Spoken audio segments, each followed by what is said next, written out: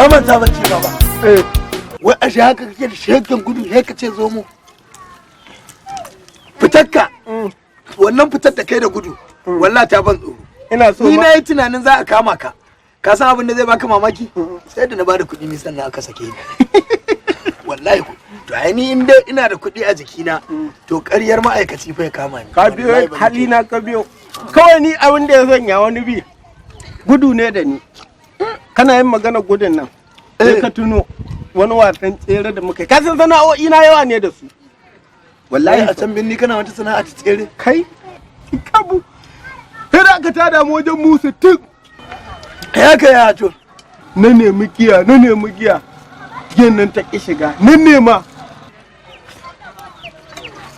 Kana ban labari mana.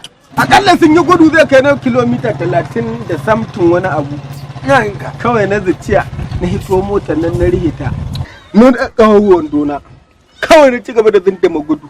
Yawa. Gudu nake. Sai in wuce 6, 8, 9, 10 kaza. In takaice ma zance. Kan ishe ka da surutu. Ni ne na daya. Duka wuce motocin nan. To ka ce wai kamar zo mu. Okay. Ka san mu a nan karkara. Tseren zakuna ake yi mu ba na motoci ba. Akwai wani mai gida na abin ni ma. Da na je na kai ma kaya kwanakin ba. Na kai mai wiwi. Aƙalla rab 27. In gaya ma.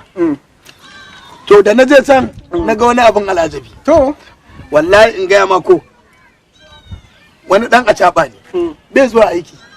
Sai dai ya tura mashin din nashi ya je wa acaba ya dau mutane ya sauke, ya nemo mai kuɗi ya kawo mai.